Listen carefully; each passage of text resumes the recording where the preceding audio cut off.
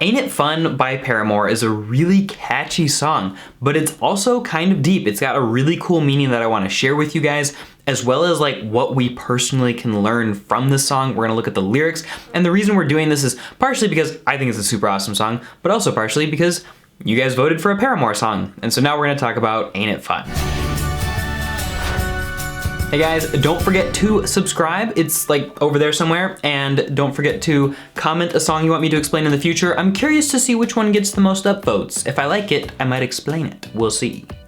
Anyway, Ain't It Fun is Hayley Williams. She basically wrote the lyrics for the song, and she's trying to give herself a pep talk. She had just gone to LA for a little while, and she was feeling super depressed about Paramore, sort of like breaking up. And so she was writing these lyrics to kind of tell herself like, look, you gotta pull it together and you gotta do something. This is what you asked for, and now here it is. She says, our band had basically gone through the breakup.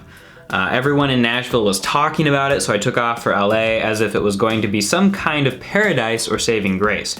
I got there and realized that my problems were following me. Okay, so I was having a bad 6 months.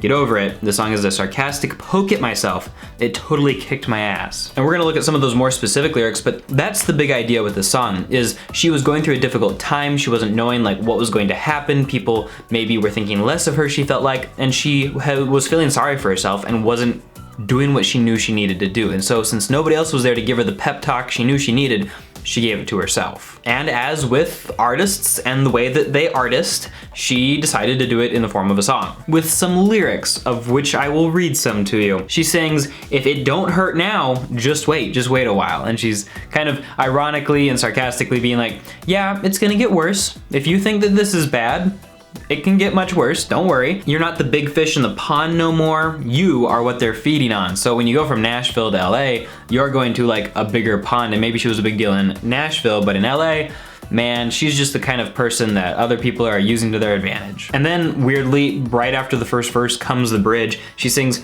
so what are you gonna do when the world don't orbit around you? So like you've gotten used to like this level of attention and this level of praise from people, but people aren't giving that to you right now, so what? So what are you gonna do? And then in the chorus, ain't it fun living in the real world? Ain't it good being all alone? And this is a very sarcastic piece where she's like, hey, you got what you wanted, you're in the real world. This is how things happen, honey.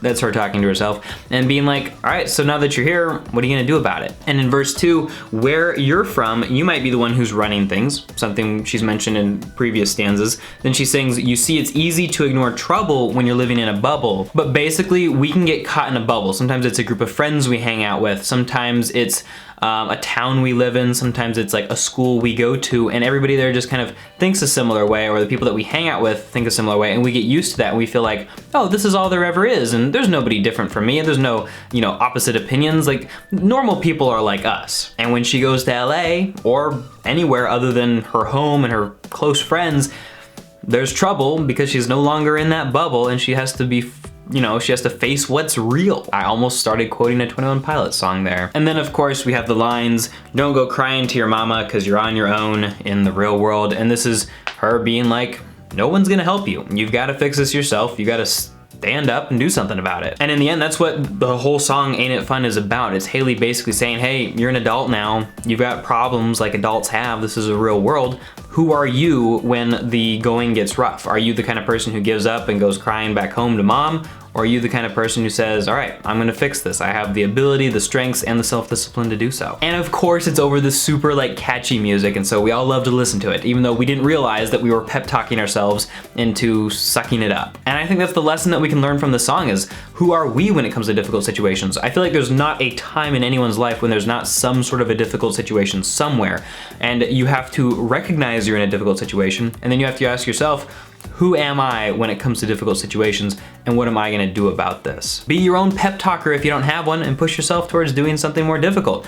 My job right now is probably about to get a lot harder, but who am I gonna be when the going gets tougher? Am I gonna be the kind of person who's like, complains about it or quits or something like that? Or am I gonna be the kind of person who expands my circle of influence by being trustworthy and working hard. And for you songwriters, I think the lesson here is that you don't have to follow patterns, especially when it comes to which stanzas you're gonna use. In the song, the bridge comes in like 3 or 4 different ways, and sometimes it's like super repetitive and just goes on and does like crazy stuff. There's not like set lines drawn in places. Like you go from a verse to a bridge to a chorus, and then eventually there's like this ginormous bridge, and then there's like a chorus, and then there's like another enormous bridge. Oh, I mean, technically they're calling it an outro, but it's basically the words from the bridge again. Do what you want and have fun, guys, unless, of course, that is giving up. Thanks for watching. Don't forget to comment a song you want me to explain in the future. Check out these videos. I promise you'll love them, and talk to you next time.